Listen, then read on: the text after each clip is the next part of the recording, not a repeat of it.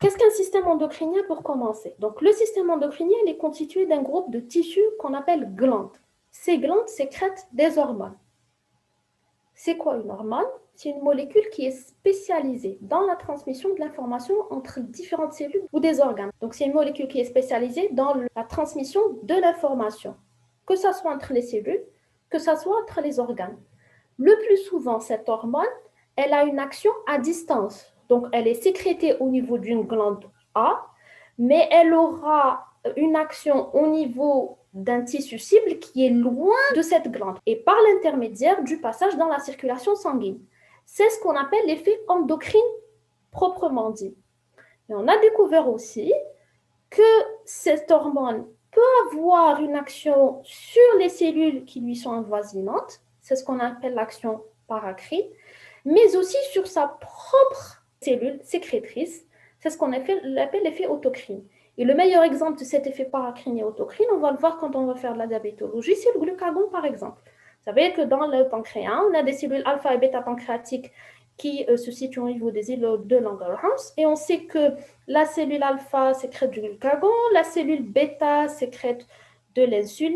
Et on sait maintenant que le glucagon, son action principale, elle est à distance du pancréas et essentiellement au niveau du foie, où il a une action hyperglycémiante. Mais on a découvert aussi que le glucagon agissait sur la cellule bêta en stimulant la sécrétion de l'insuline et agissait aussi sur sa propre cellule sécrétrice en inhibant sa propre sécrétion. Donc ça, c'est l'effet paracrine et autocrine. Donc pour ce qui est des natures chimiques des hormones, on a trois types d'hormones si on les classe selon leur nature chimique. On a premièrement les hormones qui dérivent des peptides. Ce sont des hormones hydrophiles, donc le fait que l'hormone soit hydrophile ou lipophile, ça va être important plus tard. Pourquoi c'est important à connaître? Parce que ça va nous aider à comprendre pourquoi certaines hormones ont besoin de transporteurs, d'autres pas. Donc, premier type d'hormones, c'est des hormones qui dérivent des peptides. On a les hormones purement peptidiques, ce sont les hormones de croissance, par exemple l'insuline, la prolactine ou la PTH. Ou bien on a des hormones qui sont glycosylées, qui sont de glycoprotéines. Le meilleur exemple, c'est les hormones FSH et LH. Donc la plupart des hormones hypophysaires, par exemple, sont des hormones qui sont des peptides ou dérivées de peptides. Deuxième type d'hormones, si on considère la nature chimique, c'est les hormones stéroïdes. Les hormones stéroïdes dérivent du cholestérol et sont donc par conséquent lipophiles. Donc, comme exemple, on a le cortisol, les stéroïdes sexuels, donc la testo, les oestrogènes, la progestérone et le calcitriol. Enfin, on a les hormones qui dérivent de la tyrosine. La tyrosine, c'est un acide aminé. Donc, on a d'une part les catécholamines qui sont hydrophiles et les hormones thyroïdiennes, la T4 et la T3 qui sont lipophiles. Donc, le caractère hydrophile ou lipophile des hormones va nous aider à comprendre le transport des hormones. Donc, toutes les hormones qui sont hydrophiles, qui sont hydrosolubles, elles peuvent circuler sous forme libre. Elles n'ont pas besoin de transporteurs pour circuler dans le sang. Parce qu'on a dit que le principal rôle de l'hormone, c'est de passer dans la circulation générale et d'aller agir loin de son lieu de sécrétion. Donc, ces hormones hydrosolubles n'ont pas besoin de transporteurs pour circuler dans le sang et aller agir à distance. Par contre, les hormones hydrophobes, comme les stéroïdes ou les cellules thyroïdiennes, elles ont besoin d'un transporteur dans le sang pour aller agir à distance. Ce transporteur peut être non spécifique, comme l'albumine, la préalbumine. Elle peut transporter tout type de substances, y compris certaines hormones. Mais le plus souvent, ces transporteurs sont spécifiques à l'hormone. Par exemple, pour la testostérone, on a la testostérone binding globulin ou la SHBG, la TEBG ou la SHBG, parfois vous trouvez sex hormone binding globulin. Pour les hormones thyroïdiennes, on a la TBG. Et pour le cortisol, par exemple, on a la CBG, corticostéroïde binding globulin. Il faut savoir une chose qui est très importante à connaître en pathologie, c'est que seule la fraction libre est active. Seule la fraction libre interagit avec son récepteur. Seule la fraction libre aussi est capable d'agir en feedback. On va le voir après ce que c'est le feedback.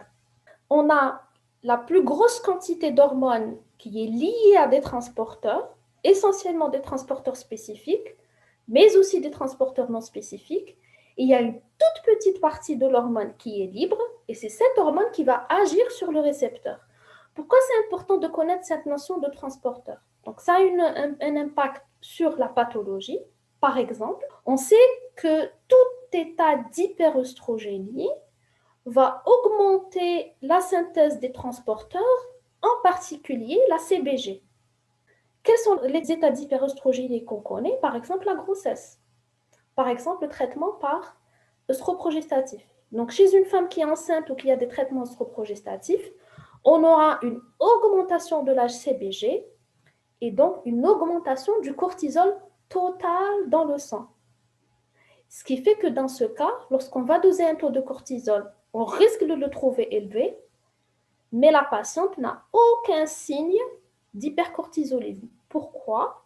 Parce que tout ce qui a augmenté dans le sang, c'est la fraction totale du cortisol, parce qu'il y a une augmentation du transporteur. Mais la fraction libre reste la même, et donc la patiente n'a pas de signe d'hypercortisolisme. On peut utiliser ça aussi en thérapeutique. On va le voir après. Quand on voit, par exemple, une patiente, elle a des signes d'hyperandrogénie, par exemple, elle a un SOPK. Parmi les traitements qu'on va proposer, c'est la pilule œstroprogestative. Parce qu'on sait que la pilule œstroprogestative va augmenter la protéine transportrice de la testostérone et donc va augmenter la fraction liée et va diminuer la fraction libre. Donc ça, c'est juste une petite introduction. Pourquoi c'est important de connaître les hormones qui ont besoin d'un transporteur et celles qui n'en ont pas? Parce qu'il y a des implications en pathologie. Alors, le mécanisme des actions des hormones, bon, ça n'a pas une grande importance sur le plan clinique. Vous devez juste savoir qu'il y a des hormones qui ont des récepteurs membranaires, d'autres qui rentrent à l'intérieur de la cellule et qui ont des récepteurs intracellulaires. Le rythme de sécrétion des hormones, par contre, il est important à connaître parce que ça va influencer, par exemple, les méthodes de dosage, l'heure de dosage. On sait qu'il y a des hormones qui ont une sécrétion qui est plutôt continue, comme la TSH. Il y a des petites variations durant la journée, mais qui ne sont pas très importantes.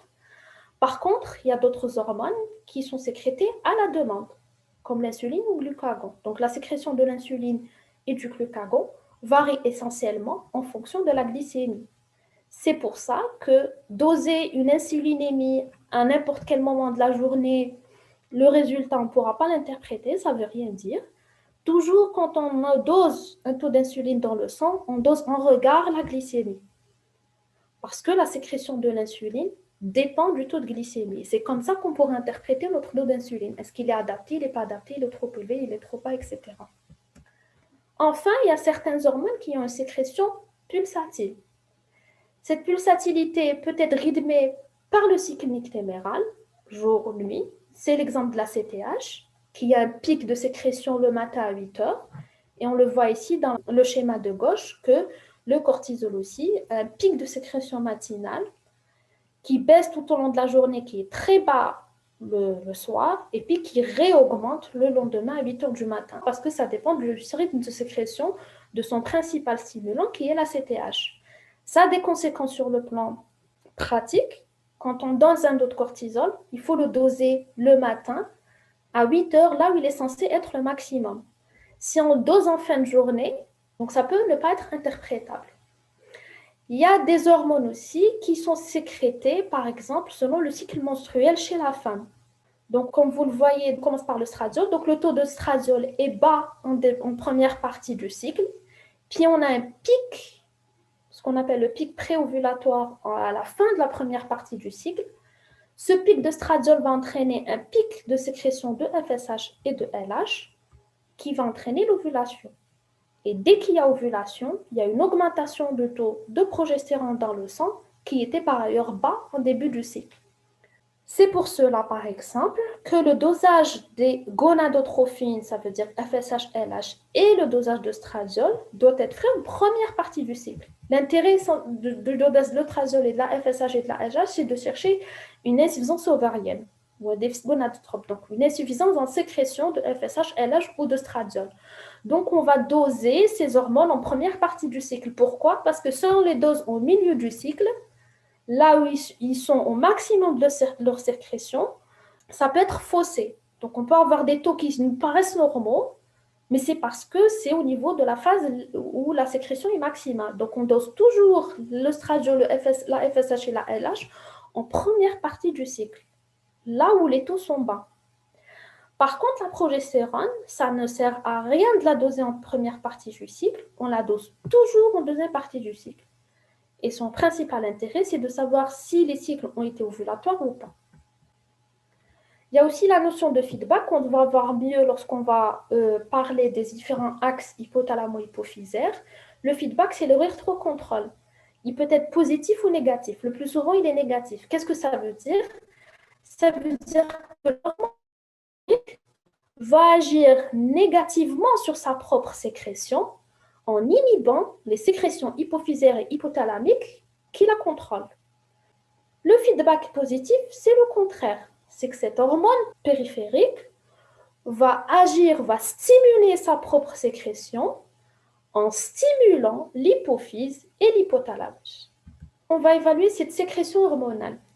Comment savoir s'il y a un déficit ou une hypersécrétion hormonale? On peut utiliser, dans certains cas, les dosages statiques, qui peuvent être parfois suffisants à eux-mêmes. Donc, les dosages statiques, c'est-à-dire le malade vient à un temps T, je fais un prélèvement sanguin et je dose cette hormone. À un temps T. Donc, on peut doser l'hormone le plus souvent, soit dans le sang, comme c'est le cas de la cortisolémie, le cas de la TSH, ou bien dans les urines. Par exemple, on dose le cortisol libre urinaire des 24 heures, qui va être le reflet de la sécrétion du cortisol durant la journée précédant le prélèvement. Dans certains cas, comme par exemple lorsqu'il s'agit d'une hypersécrétion de catécholamine, on sait que les catécholamines, l'adrénaline et la noradrénaline, ils ont une durée de vie très très courte. Donc si on va chercher à les doser, si on n'arrive pas au moment de leur pic de sécrétion, donc leur taux peut être faussement bas. Donc qu'est-ce qu'on a trouvé comme solution? C'est de doser leurs produits de dégradation. On sait que les catécholamines, noradrénaline, adrénaline, sont dégradés en dérivés méthoxylés, méthanéphrine et norméthaphénéphrine. La durée de vie des dérivés méthoxylés est beaucoup plus longue que la durée de vie des catécholamines. Donc, une augmentation des produits de dégradation reflète indirectement une augmentation des produits d'origine, l'adrénaline et la noradrénaline. Ça, c'est pour ce qui est des dosages statiques. Mais il faut savoir qu'en endocrinologie, parfois, ces dosages statiques ne suffisent pas. Pour dire il y a une sécrétion insuffisante ou une sécrétion trop élevée, on est obligé de recourir à des dosages dynamiques, c'est-à-dire à des tests dynamiques. C'est quoi le principe de ces tests? Lorsque je suspecte un déficit de sécrétion, je vais appliquer une stimulation à cette glande. Lorsque je suspecte un déficit de sécrétion au niveau de la glande surrénale, par exemple, je vais essayer de stimuler cette glande. Si cette glande est stimulable, et que le taux d'hormones augmente de façon importante après la stimulation, c'est que le fonctionnement est normal. Par contre, si cette glande n'est pas stimulable et que la sécrétion de l'hormone n'augmente pas après stimulation, c'est qu'il y a un déficit de sécrétion. Le même raisonnement lorsqu'on suspecte un hyperfonctionnement. Quand je suspecte que la glande surrénale, par exemple, fonctionne de façon excessive, je vais essayer de freiner son fonctionnement. Si j'arrive à la freiner, c'est qu'elle fonctionne normalement, qu'il n'y a pas de problème. Si je n'arrive pas à freiner la sécrétion hormonale, c'est que cette glande est en hyperfonctionnement.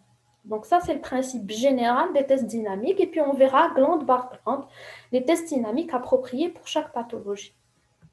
Aujourd'hui, on va surtout insister sur le fonctionnement des différents axes hypothalamo-hypophysaires. Donc, l'hypothalamus l'hypophyse, comme vous le savez, c'est le chef d'orchestre, c'est le principal régulateur des différentes fonctions hormonales de l'organisme. Alors, cette unité hypothalamo-hypophysaire, elle est composée d'une part de l'hypothalamus, qui sécrète des hormones qui vont transiter par la tige pituitaire ou l'infundibulum, qui vont aller au niveau de l'hypophyse. Donc, l'hypophyse, c'est une glande qui est située à la base du cerveau et qui est composée en deux parties. Donc, la partie antérieure qu'on nomme l'antéhypophyse ou l'adénohypophyse, donc elle va sécréter des hormones stimulatrices qui vont agir à distance au niveau des glandes. Et on a la post-hypophyse qui n'est pas le lieu de sécrétion des hormones, par contre, c'est un lieu de stockage. Donc, au niveau de la post-hypophyse, on a l'ADH et l'ocytocine, mais qui ne sont pas synthétisés par la post-hypophyse. Ils sont synthétisés par l'hypothalamus. Ils vont cheminer dans la tige pituitaire et vont être stockés au niveau de la post-hypophyse pour être sécrétés à la demande. Donc, pour ce qui est de l'antéhypophyse, comme je vous ai dit, elle sécrète des hormones qui vont agir au niveau des glandes périphériques. On a 5 axes hypothalamo-hypophysaires. 5 axes hypothalamo-antéhypophysaires. Premièrement, on a l'axe somatotrope, comme vous le voyez ici. Donc, on a une sécrétion de l'AGH qui va agir essentiellement au niveau du foie, on verra par la suite, mais aussi au niveau des os. On a l'axe corticotrope, c'est la sécrétion hypothalamo-hypophysaire qui vont agir au niveau de la glande cortico-surrénale qui vont aboutir essentiellement à la sécrétion de corticostéroïdes.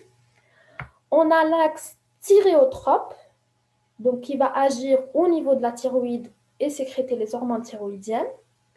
L'axe gonadotrope, donc chez l'homme, il va agir au niveau des testicules pour stimuler la sécrétion de testostérone, mais stimuler aussi la spermatogénèse. Chez la femme, bien sûr, ça va agir au niveau des ovaires pour stimuler les sécrétions hormonales féminines, les œstrogènes, la progestérone, mais aussi stimuler l'ovulation. Le dernier axe, c'est l'axe lactotrope. C'est un axe qui est un peu spécifique parce qu'il ne passe pas par une glande relais. Donc, comme vous avez vu, les 4 autres axes, ils vont agir au niveau du glande relais. Cette glande relais, c'est elle qui va sécréter des hormones. Par contre, sur l'axe lactotrope, donc la prolactine va directement agir sur la sécrétion du lait maternel. Alors, pour la post-hypophyse, comme on a dit tout à l'heure, donc la DH et l'ocytocine sont produites au niveau de l'hypothalamus. Elles sont stockées au niveau de la post-hypophyse et elles sont sécrétées à la demande. Donc, pour l'ocytocine, elle a 2 rôles essentiels. Elle stimule l'éjection du lait, donc elle ne stimule pas la production du lait, c'est la prolactine qui stimule la production du lait. L'ocytocine, elle stimule les canaux galactophores pour éjecter le lait à l'extérieur de la glande mammaire. Elle a une deuxième action sur le muscle utérin au moment de l'accouchement. Par contre, la DH, on le verra aussi plus tard dans d'autres cours, elle a une action sur la diurèse. Donc, elle stimule l'absorption d'eau libre au niveau du tube collecteur. Alors, le fonctionnement général des différents axes hypothalamo-hypophysaires, donc on a l'hypothalamus qui va sécréter une hormone qui va agir au niveau dans l'antéhypophyse. Donc, l'antéhypophyse à son tour, elle va sécréter des hormones. Le plus souvent, cette hormone, elle va agir au niveau du glande endocrine relais. C'est la glande endocrine qui va sécréter l'hormone définitive qui aura une action sur les tissus cibles. On avait dit que cette hormone périphérique, elle pouvait agir sur sa propre sécrétion, le plus souvent en inhibant sa propre sécrétion, c'est ce qu'on appelle le feedback négatif. Donc, elle va inhiber les sécrétions antihypophysaires et hypothalamiques qui la régulent. Parfois, dans certains cas, ce rate de contrôle est positif. Donc, cette hormone va stimuler les sécrétions hypothalamiques et hypophysaires qui vont agir sur sa sécrétion. On avait dit aussi que dans certains cas, c'est le cas de la prolactine par exemple, cette sécrétion antihypophysaire va directement agir au niveau du tissu cible. Donc, on va voir les différents axes hypothalamo-hypophysaires. On commence par les 2 axes vitaux. Il faut savoir que parmi les 5 axes hypothalamo-hypophysaires, il y a 2 axes qui sont vitaux. Lorsqu'ils sont déficitaires, le sujet peut en mourir, en décéder. Le premier axe vital, c'est l'axe corticotrope. Le deuxième axe vital, c'est l'axe thyréotrope. Donc, pour ce qui est de l'axe corticotrope, je vous ai dit que ça agissait essentiellement au niveau de la surrénale, mais pas de toute la surrénale. Donc, vous savez que la surrénale, vous avez fait ça en histologie, elle est composée de 2 couches.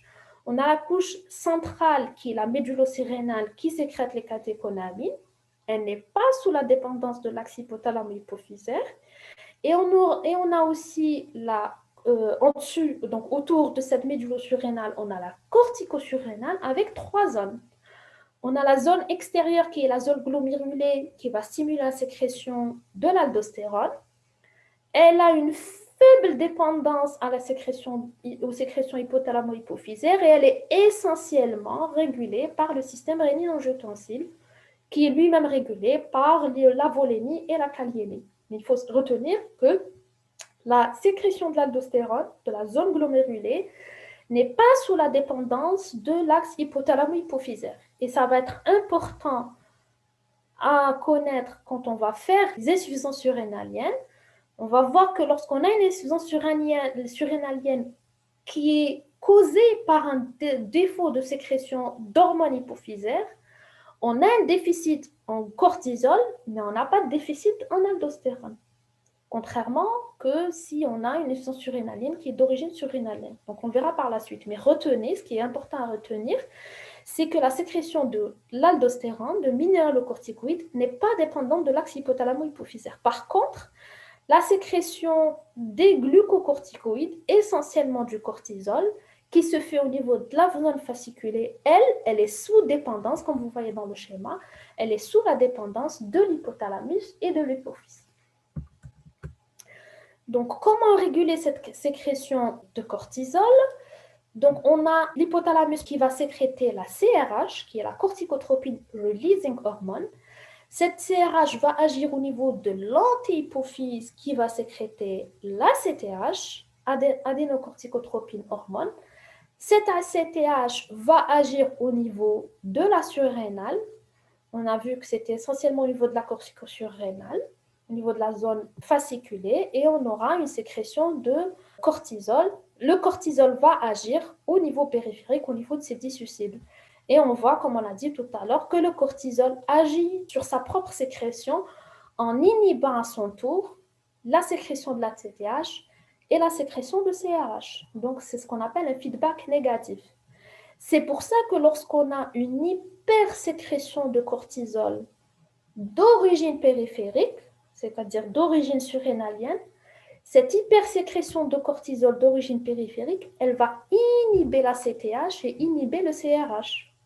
Donc, quand on a une hypercortisolémie, un hypercortisolisme qui est d'origine périphérique, on va avoir logiquement une ACTH qui est basse, qui est effondrée. Si on a un hypercortisolisme et que l'ACTH n'est pas effondrée, ça veut dire que ce n'est pas un problème périphérique, c'est un problème central. C'est l'hypersécrétion de l'ACTH qui a induit une hypersécrétion de cortisol. D'accord? Donc, ce mécanisme, c'est important à connaître lorsqu'on va faire la pathologie, les insuffisances surrénaliennes et l'hypercortisolisme. Il faut savoir aussi que le stress et l'hypoglycémie stimulent le CRH. Donc, c'est pour ça que chez les personnes qui ont un stress important, quand on danse, on peut trouver un taux de cortisol de base qui est un petit peu élevé. Alors, pour l'hypoglycémie, elle a un intérêt dans l'exploration. Donc, lorsqu'on suspecte un déficit en cortisol qui est d'origine centrale, qu'est-ce qu'on va faire? On va créer une hypoglycémie. Cette hypoglycémie est censée activer tout l'axe hypothalamo-hypophysaire, donc elle est censée augmenter le taux de CRH, augmenter le taux d'ACTH et par conséquent augmenter le taux de cortisol. Si au cours de l'hypoglycémie, l'ACTH n'augmente pas et le cortisol n'augmente pas, c'est qu'on a un déficit dans l'axe corticotrope, hypothalamo-hypophyso-surrénalien. Donc le deuxième axe vital, c'est l'axe thyréotrope. Donc comment il fonctionne? On a l'hypothalamus qui va sécréter la TRH. Cette TRH va agir au niveau de l'antihypophyse pour sécréter la TSH. La TSH va agir au niveau de la glande périphérique qui a la thyroïde, qui va sécréter la T3 et la T4. Et donc, ces T3 et T4 vont agir au niveau des tissus périphériques, des tissus cibles. Ils vont agir aussi en inhibant, c'est essentiellement la T3, qui va agir en inhibant la sécrétion de TRH et de TSH. Donc ça aussi, c'est très important à connaître lorsqu'on va faire l'hypo et l'hyperthyroïdie.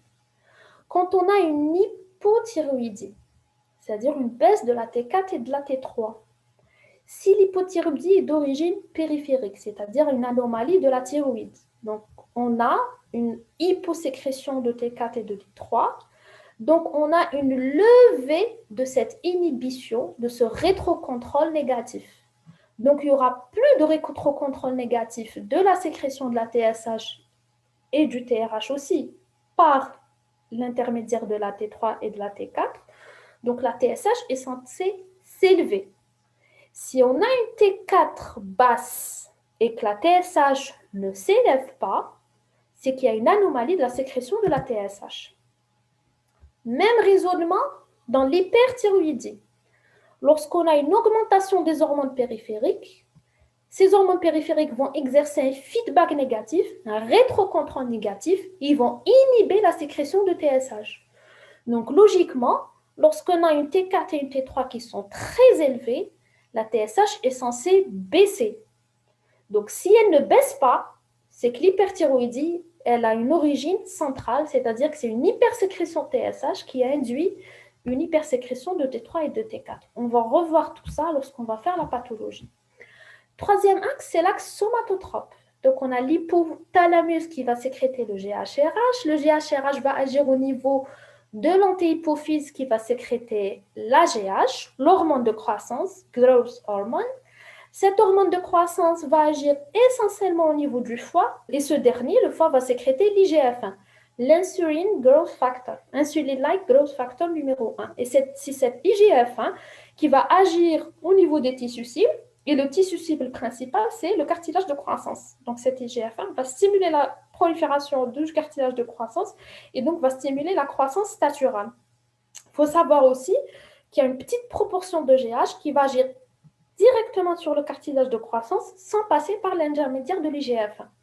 Mais l'action essentielle passe par l'IGF-1 et pareil, l'IGF-1 va inhiber la sécrétion de la GH et du GHRH. Alors, il y a des stimulants et des inhibiteurs connus, physiologiques ou pas, de cet axe somatotrope. Par exemple, on sait que l'hypoglycémie, mais aussi le propranolol et le glucagon vont stimuler l'axe somatotrope. Donc, l'hypoglycémie et le propranolol vont stimuler l'axe somatotrope. Donc, qu'est-ce qu'on en déduit? Que si on suspecte un déficit de l'axe somatotrope, qu'est-ce qu'on peut faire? On peut essayer de le stimuler, soit en créant une hypoglycémie, soit en administrant du patient du propranolol et du glucagon, et on va voir la réponse de la GH. Si la GH augmente de façon importante sous effet stimulant de ces substances, cette hypoglycémie ou du glucagon, du propranolol, ça veut dire que le fonctionnement de l'axe somatotrope est normal. Par contre, si la GH n'augmente pas en cas d'hypoglycémie ou sous stimulation de glucagon propranolol, ça veut dire qu'il y a un problème, que cette GH n'est pas sécrétée de façon suffisante. La même chose pour l'hypersécrétion. L'hypersécrétion, on la voit dans quelle pathologie? Dans l'acromégalie. Et donc, quand je suspecte une acromégalie, je vais essayer d'inhiber cette sécrétion de GH en provoquant une hyperglycémie. Si cette GH est inhibée par l'hyperglycémie, il n'y a pas d'hypersécrétion, je suis tranquille. Par contre, si cette GH n'est pas inhibée par l'hyperglycémie, ça veut dire qu'on a probablement une hypersécrétion autonome de ZGH. Il y a aussi les glucocorticoïdes qui inhibent l'axe somatotrope. C'est pour ça que lorsqu'on a des enfants qui sont sous glucocorticoïdes au long cours, pour un syndrome néphrotique ou autre chose, ils ont souvent un retard de croissance. Pourquoi? Parce que le glucocorticoïde inhibe l'axe somatotrope. Ça se voit aussi lorsqu'on a des enfants qui ont un Cushing, un syndrome de Cushing, donc une hypersécrétion endogène de cortisol. Ils ont souvent aussi des retards de croissance. Pourquoi? Parce que les glucocorticoïdes inhibent l'axe somatotrope. Pour ce qui est de l'axe gonadotrope, donc chez la femme, on a une sécrétion hypophysaire de GnRH. Cette sécrétion hypophysaire de GnRH va agir au niveau de l'antéhypophyse sur deux types de sécrétions. On a d'une part une sécrétion de FSH et d'autre part une sécrétion de LH, ce qu'on appelle les gonadotrophines. Ces gonadotrophines vont agir au niveau de l'ovaire. Donc, on a la FSH qui va agir essentiellement au niveau des follicules ovariens, qui va stimuler la prolifération de ces follicules ovariens qui vont produire des oestrogènes. Et la LH, donc on a un pic de LH, on va le voir après, qui va entraîner l'ovulation. Puis en deuxième partie du cycle, on aura une production de progestérone. Il faut savoir que ces oestrogènes, en première partie du cycle, ils ont un effet négatif sur la sécrétion de GnRH et de gonadotrophine. Donc, ils ont un feedback négatif. Mais au milieu du cycle, on a un pic d'oestrogène qui aura pour effet un feedback positif sur la sécrétion de FSH, mais de LH surtout. Et donc, on aura un pic de LH qui va provoquer l'ovulation. On va le voir dans le schéma suivant. Donc, vous voyez dans la courbe du bas le trait plat qui montre la sécrétion des oestrogènes qui est faible en première partie du cycle et qui va inhiber la sécrétion de la FSH et de la LH. Vous voyez en haut qui sont sécrétées en des quantités faibles. Ensuite, avant l'ovulation, on a un pic d'œstrogène qui aura pour effet un feedback positif et qui sera donc suivi immédiatement après par un pic de FSH et de LH, mais essentiellement un pic de LH qui va stimuler l'ovulation. Et juste après l'ovulation, on aura formation du corps jaune qui va sécréter de la progestérone en deuxième partie du cycle. Voilà, on a l'hyperprolactinémie et la dénutrition qui va inhiber l'axe gonadotrope. C'est pour ça que lorsqu'on a une hyperprolactinémie, quelle que soit son origine, d'origine adénomateuse, médicamenteuse, quelle que soit l'origine de l'hyperprolactinémie, on aura toujours un déficit gonadotrope et on aura toujours des aménorrhées chez la femme. Alors, pour ce qui est de l'axe gonadotrope, même chose au début. Donc, on a le GnRH qui est sécrété par l'hypothalamus qui va stimuler la sécrétion hypophysaire de gonadotrophines qui vont agir au niveau du testicule. Donc, la LH va stimuler les cellules de Leydig qui vont produire de la testostérone. La FSH, par contre, va stimuler les cellules de Sertoli qui vont agir les spermatozoïdes. Alors, moyen mnémotechnique pour se rappeler quelle gonadotrophine stimule quelle cellule. Donc, FSH, S, c'est Sertoli et c'est spermatozoïde. Donc la FSH stimule les cellules de Sertoli et stimule la spermatogénèse. Par contre, la LH, c'est Leydig. Donc la LH stimule les cellules de Leydig et qui vont sécréter ou produire de la testostérone. Il faut savoir que la testostérone n'a pas un effet feedback direct sur l'hypothalamus-hypophyse, que cette testostérone va être aromatisée au niveau des tissus périphériques, essentiellement au niveau du tissu adipeux. Donc, l'aromatisation va conduire à la production d'œstrogènes et c'est les œstrogènes qui ont un feedback négatif au niveau de l'hypothalamus-hypophyse. C'est pour ça que, par exemple, chez les sujets très obèses, parce qu'il faut savoir que l'aromatisation se produit au niveau des tissus périphériques, au niveau du foie, mais essentiellement au niveau du tissu adipeux, par les aromatases. Donc, les sujets très obèses, ils ont une aromatisation très importante de la testo en œstrogène et donc ils ont une inhibition plus importante de l'axe gonadotrope. C'est pour ça que chez certains obèses, on a une inhibition de l'axe gonadotrope par l'intermédiaire de l'aromatisation des œstrogènes. Là aussi, comme chez la femme, toute hyperprolactinémie, quelle que soit son étiologie, va donner une inhibition de l'axe gonadotrope. Enfin, il finit par l'axe lactotrope. Donc, l'axe lactotrope, il a deux particularités. Première particularité, c'est que c'est un axe qui obéit surtout à un tonus inhibiteur. Vous avez vu que tous les autres axes, ils sont essentiellement un tonus stimulateur. Le CRH stimule la CTH. Le TRH stimule la TSH, etc. Donc là, la prolactine qui est sécrétée par l'antihypophyse, elle subit un tonus inhibiteur par le PIF, Prolactin Inhibiting Factor, et par la dopamine. Lorsqu'on a une levée de cette inhibition, on aura une hyperprolactinémie. D'accord ? Deuxième particularité, c'est qu'elle ne passe pas par une glande intermédiaire, elle agit directement sur son tissu fibre, qui est la glande mammaire, qui va produire la lactation. Donc, cette prolactine est stimulée par l'œstradiol et la TRH. Qu'est-ce que ça veut dire? Lorsqu'on a une hyperœstrogénie, soit on a dit tout à l'heure, pendant la grossesse ou chez une femme qui prend une pilule œstroprogestative, on aura forcément une hyperprolactinémie. Donc, lorsque une femme vient qu'elle a une hyperprolactinémie modérée, première chose, il faut lui poser la question, est-ce qu'elle ne prend pas la pilule œstroprogestative? Et deuxième chose, est-ce qu'elle n'est pas enceinte? Il y a aussi le TRH qui stimule la sécrétion de la prolactine. Le TRH, qui, on l'a vu tout à l'heure, c'est le principal stimulant de la sécrétion de la TSH. Et quand on a une hypothyroïdie, on l'a vu tout à l'heure, on a une baisse de la T3 et la T4, donc on a une levée de l'inhibition sur la TSH et la TRH.